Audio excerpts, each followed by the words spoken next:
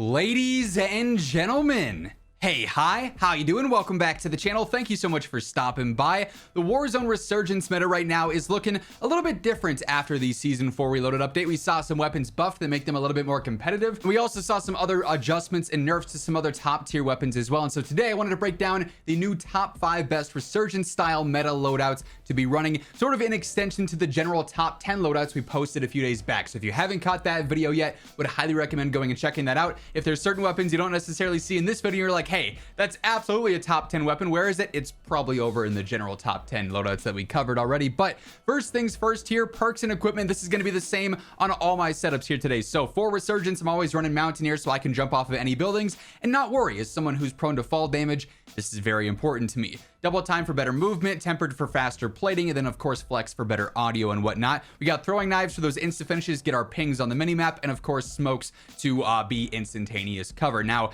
focusing on just weapons for the rest of this video, my first loadout here is one that I love so much. We got the car, which obviously is dominating the Resurgence meta still, and I pair this with the BP-50, and what's curious about the BP-50 here is that I'm using the base assault rifle version as a sniper support because its first damage range is crazy good.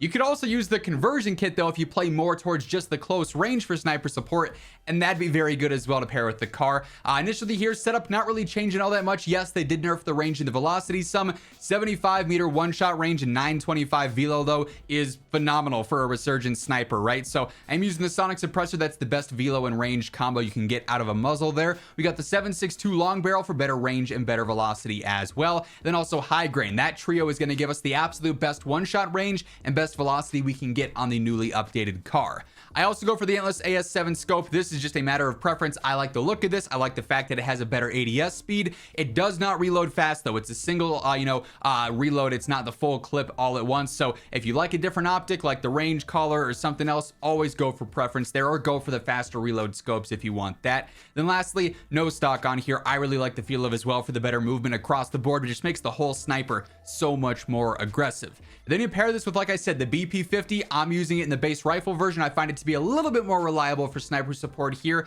This thing is great, but if you do want to run the conversion kit, that would be viable as well. It's just not going to have as good of range out to 20 or 30 meters to make up there. But this BP-50 setup, it's aggressive, it kills super quick. We got the Mote 40 stock, better movement and better control, so makes it easier and more aggressive. 45 round extended mag, pretty basic there. DR6 hand stop, better strafe speed, general movement speed, ADS speed, and sprint to fire. We got the lower 9 heavy barrel for better range, velocity, and control, just making it more versatile. And then also the ZEM 35 compensator, just some better control for very minimal cons to our ADS and our velocity. Fantastic sniper support choice, but also just a really good primary as well. BP-50's kind of doing it all. Next up here, we got a pretty fun one. We got the SVA 545 rifle as our primary, and we pair this with the Core 45 Lightning trigger, and this has a ridiculous close range TTK. If you can fire your weapons fast because you have a good trigger finger on your controller, or you can spam on your mouse, this thing's going to put players down at times faster than any SMG, shotties, you name it. But as far as the primary goes, the SVA hasn't really changed all that much. You could use this particular build in semi-auto or full auto. Quite frankly, if you are a specific semi-auto player, you could take away Bruin heavy support, which obviously is going to help out with control because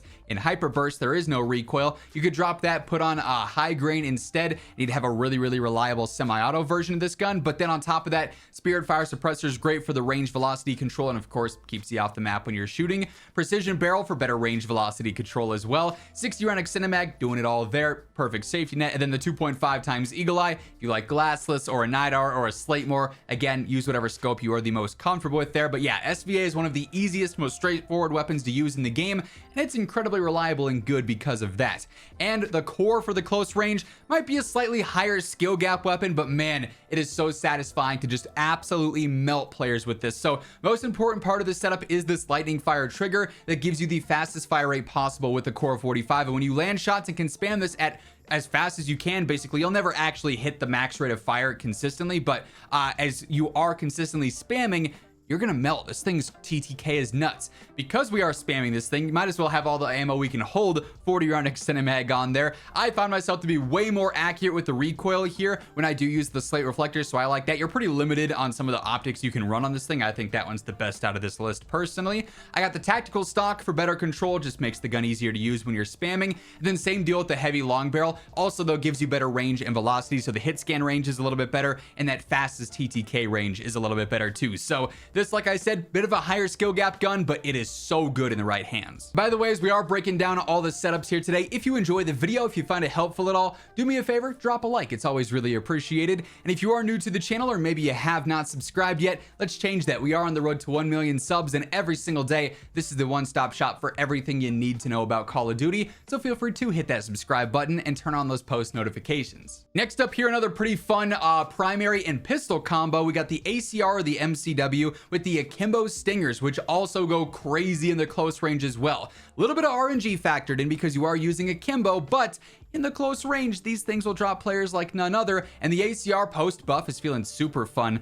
This is a bit more of a Resurgence style setup in specific here. So we do have the Spirit Fire Suppressor. It gets our velo up to 950, which is pretty sufficient for all the fights you're going to be taking in Resurgence. Better range, better control again. The Cyclone long barrel is just straight up better range and velocity across the board. We got Bruin heavy support on here. Better control, just makes the gun way easier to use. This is a super low recoil build as well, so this thing's going to be a laser beam. 60 round extended mag, and then I go for the glassless optic in this case. One of the other scopes that I like using a lot, I mix it in here and there, and it works well for me personally. Super reliable primary here that's technically better than ever. And then the Akimbo Stinger.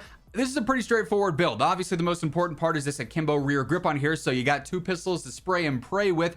And then all you care about really is your accuracy and making sure you got ammo. So 32 round extended mag, not great by itself, but when you got 2 pistols, it works pretty nicely. I do go for high grain here for the better range, mainly just to get that fastest TTK out to 8 meters, because the stocks are pretty much useless here. You're not getting better hip fire out of that. And then same deal with the barrels, no better hip fire there. So we do go for the sidearm L400 laser sight. That's the most accurate hip fire we can get out of that. Then the Breacher Device S muzzle, which also gives you better hip fire spread for some reason. So this is the most accurate hip fire build you can get. You're not going to hit every shot, but if you hit the majority of them, players aren't going to be able to stand a chance up close. After that, we got another more standard setup here. We got the TAC Eradicator LMG, low recoil, decent TTK in its first and second damage ranges, paired with my favorite SMG in the game right now, the Superi. We've talked about this build a lot. If it ain't broke, don't fix it. This thing is frying. So as far as the Eradicator build here goes, this is an iron sight build. It's got the Scar iron sights. They're super clean and efficient for Resurgence in specific.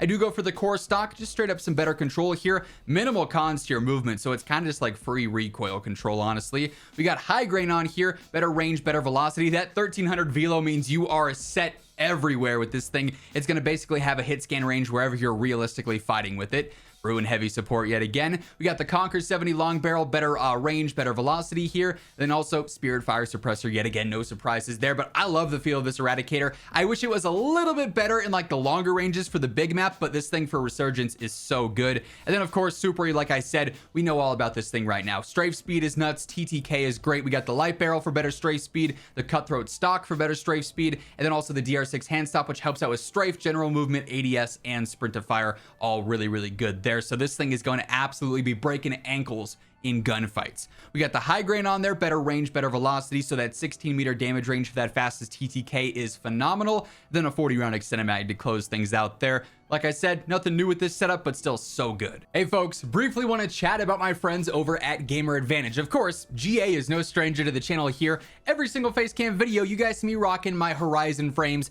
These things are game changers. I've said it before, I'll say it again. There's no more important thing at my setup here, the computers, the monitors, the controllers, than these glasses, because these allow me to do what I do best day in and day out. If you're looking at screens for long periods of time, whether you're working, doing school, gaming, whatever it may be, you got to get yourself a pair of GA frames. They offer prescription and regular lenses. They've got a bunch of different colorways and frames, so a little bit of something for everyone there. And when it comes to sleeping better at night, reducing eye strain, these things are phenomenal. Best of all, if you want to throw in code IMMORTAL at checkout, you end up getting yourself a nice little discount as well. The link for that will be down in the description below if you're interested. And then lastly here, we got the STB 556 matched with the FJX Horus. The STB, despite being an MW2 gun, actually has a crazy good TTK in pretty much every single damage range. It's a super aggressive rifle, so it works great for Rebirth and Resurgence gameplay. And the Horus also has a crazy good TTK up close. We've talked about this setup a little bit lately, and it's definitely the one that I've modified the most as of late, that I'm enjoying using the most.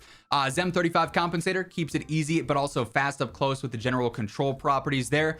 Long barrel to extend that damage range out some, get some better velocity and some better control on here too. 60 round extended mag, very straightforward. Night Armor Model 2023 optic, don't really love the irons on this gun all that much. And then I go for the Ripper light stock, better movement pretty much across the board there. So this thing stays snappy and aggressive and has a crazy good first damage range TTK. And then with the STB here, really, like I said, it's an incredibly versatile rifle, all things considered. So I do go for the 2.5 times Eagle Eye. Again, use whatever optic or scope you're the most comfortable with.